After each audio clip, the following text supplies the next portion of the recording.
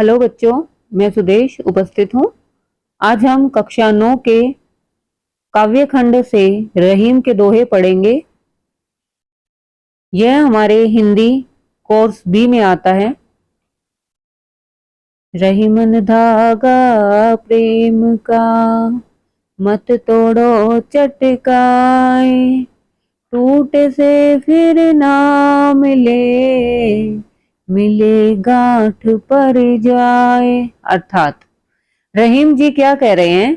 रहीम जी कहते हैं कि रहीमन धागा प्रेम का, ठीक है, रहीमन धागा प्रेम का, मत तोड़ो चटकाए।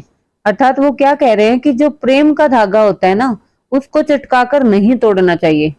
ठीक है, उसको कभी भी चटकाकर यानी झटके से कभी भी नहीं तोड़ना चाहिए, क्योंकि अगर वो एक बार टूट जाए तो दोबारा टूटे से फिर ना मिले। मतलब कि अगर वो टूट जाता है तो उसके बाद वो जुड़ता नहीं है, मिले गांठ पड़ जाए। अगर उसको हम जोड़ भी दें तो उसमें गांठ पड़ जाती है। अर्थात वो क्या कहना चाह रहे हैं, जो रहीम जी है वो ये कहना चाह रहे हैं कि जो हमारे रिश्ते होते हैं ना, जो हमारे बंधन होते हैं, वो बहुत ही नाजुक होते हैं और बिल्कुल धागे के समान होते हैं।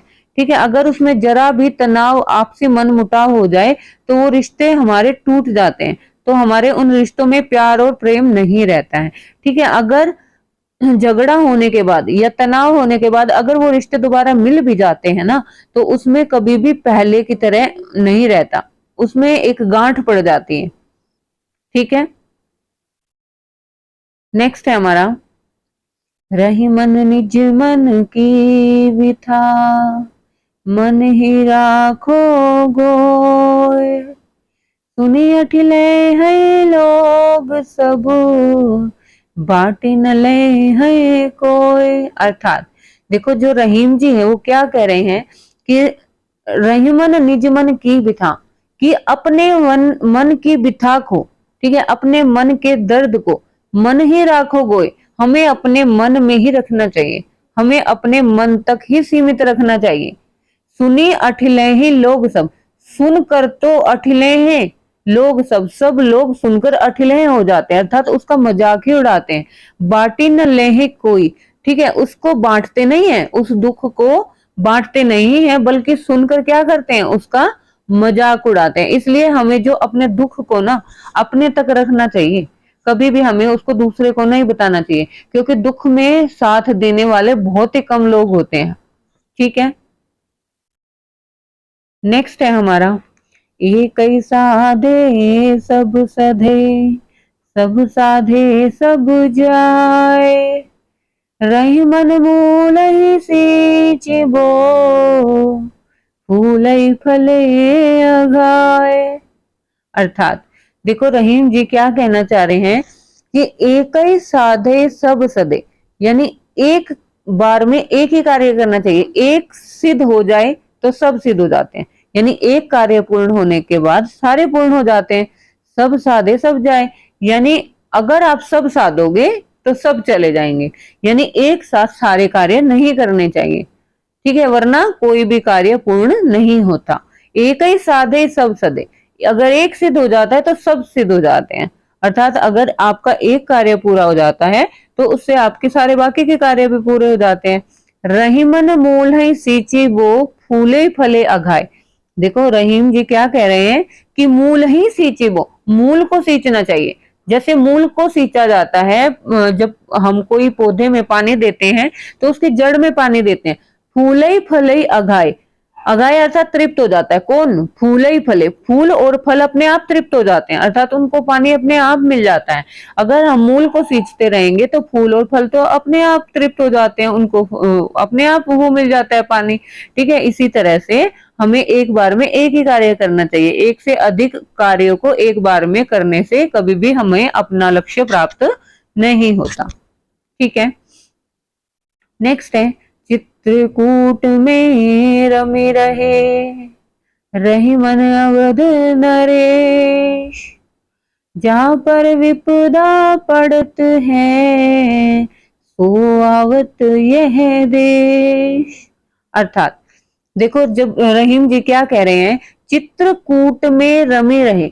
जब देखो, जब भगवान राम जी को वनवास मिला था तो वो कहाँ गए थे? चित्रकूट में रहने के लिए गए थे। ठीक है, जो मतलब जो कैसा इलाका था, एक घोर जंगल था वो, ठीक है, वहां पर रहना बहुत मुश्किल था, क्योंकि वहां उनको खाने पीने के लिए कुछ नहीं मिलता था। वो अपना जो वहां पर फल उगते थे, फल लगते थे, उन्हीं से ही अपना जीवन यापन कर रहे थे। ठीक है, तो रहीम जी क्या कह रहे हैं कि अवध नरेश के लिए वो स्थान रहने लायक नहीं था। चित्रकूट में रमे रहे, उस चित्रकूट स्थान पर जो राम जी थे वो रहे थे, और जो कि नरेश के लिए रहने के योग्य वो स्थान नहीं था। जा पर विपदा पड़त है सो आवत यह देश, लेकिन मजबूरी में उनको रहना पड़ा था। और जब जिस पर ये समस्या आती है, ठीक है, अगर किसी इंसान को समस्या आती है सो आवत यह देश, तो वो इस देश में आता है। ठीक है, वो इस देश में आता है। इस श्लोक में रहीम जी ये कहना चाहते हैं कि मनुष्य को हर समय विपदाओं के लिए तैयार रहना चाहिए थे। देखो, वो एक राजा थे, भगवान राम थे, ठीक है, फिर भी कहाँ रहे थे, वनवास में रहे थे, उनको दुख दुख भोगना पड़ा था। ठीक है, ऐसे ही किसी भी इंसान पर विपदा आ सकती है, और इसलिए हमें उस विपदाओं का, उन समस्याओं का सामना करने के लिए हमें हमेशा तत्पर रहना चाहिए।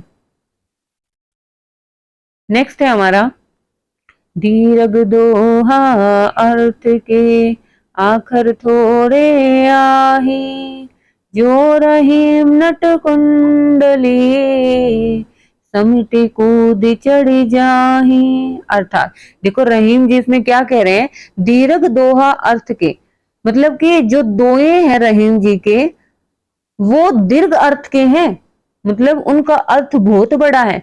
आखर थोड़े आही, बल्कि अक्षर बहुत थोड़े हैं। अक्षर तो देखो जैसे हमने जितने भी दोहे पढ़े, दोहों में कितने वो हैं, दो दो लाइन ही तो है, लेकिन जो उनका अर्थ है, जो रहीम जी बताना चाहते हैं वो कितना, वो तो बहुत ज्यादा है। ठीक है, अक्षर थोड़े होने के बाद भी जो उनका अर्थ है वो बहुत ही ज्यादा है। ठीक है, जो रहीम नट कुंडली समिटे कूद ही चढ़ी जाही। ठीक है, जैसे कोई नट, कोई बाजीगर अपने शरीर को कुंडली मारकर, अपने शरीर को कुंडली मारकर सिमटा लेने के बाद छोटा दिखाई देता है। देखो जब हम देखते हैं बाजीगर को, एक छोटी सी रिंग में से अपने शरीर को समेटकर वो बाहर निकल जाता है। ठीक है, उसका जो आकार है, उसके जो शरीर का आकार है, हम उसका अंदाजा नहीं लगा सकते, क्योंकि उसने अपना शरीर बहुत ही सिकुड़ा हुआ होता है, मतलब समेटा हुआ होता है। ठीक है, वैसे ही किसी को उसके आकार से कभी भी नहीं आंकना चाहिए। ठीक है, क्योंकि आकार से किसी की भी प्रतिभा का सही अंदाजा नहीं लग सकता। ठीक है, इसी तरह से अगर जैसे आप रहीम के दो को देख रहे हैं कि दो लाइन में है, तो उसके आकार से मत आको उसको, उसके जो अंदर गहराई में जो अर्थ छिपा हुआ है ना, आप उसको समझो। ठीक है, नेक्स्ट है धनी रहीम जल पंक को लघु जिय पियत घाय, उदध बढ़ाई कौन है जगत पिया सो जाए। अर्थात देखो रहीम जी कहते हैं कि जल पंक को, यानी जल पंक को, कीचड़ का पानी, पंक क्या होता है, कीचड़, कीचड़ का जो पानी होता है, ठीक है, कीचड़ का जो पानी होता है, वो रहीम जी क्या कहते हैं कि वो जो पानी है ना कीचड़ का, वो धन्य है। ठीक है, क्यों धन्य है, क्योंकि उसमें छोटे छोटे लघु लघु जीव है, क्योंकि उसमें जो छोटे छोटे जीव हैं वो अनगिनत जीव हैं उस कीचड़ के अंदर, और वो उसी को पीकर ही अपना जीवन यापन करते हैं। ठीक है, उसी को पीकर ही वो अपना जीवन यापन करते हैं। उदधि बढ़ाई कौन है जगत पियास हो जाए। अब देखो उदधि, उदधि क्या होता है, सागर। ठीक है, सागर का जल, क्या सागर के जल की कोई बढ़ाई करता है, उदधि बढ़ाई कौन है, मतलब कि सागर की कोई बढ़ाई करता है, क्योंकि उसमें देखो पानी तो कितना ज्यादा है, फिर भी जो छोटे छोटे जीव हैं, जो असंख्य जीव है, उसके अंदर नहीं रहते। क्यों नहीं रहते, क्योंकि जो सागर है उसका पानी कैसा होता है, उसका पानी तो खारा होता है। ठीक है, और वो इतना मात्रा में होता हुआ भी वो जल क्या होगा, व्यर्थ हो जाएगा, क्योंकि उस जल से किसी की सहायता ही नहीं होगी। ठीक है, और ना ही उससे कोई भी जीव अपनी प्यास बुझा सकता है। जगत प्यास हो जाए, उसके पास रहकर भी, समुद्र के पास रहकर भी कोई अपनी प्यास उससे नहीं बुझा सकता है। ठीक है। अतः कहने का मतलब ये है कि बड़ा होने से कोई लाभ नहीं है अगर वो आपकी मदद नहीं कर सकता। ठीक है। अगर कीचड़ का पानी है और आपके लिए फायदेमंद है, ठीक है, तो वो धन्य है, वो पानी तो धन्य होगा। ठीक है।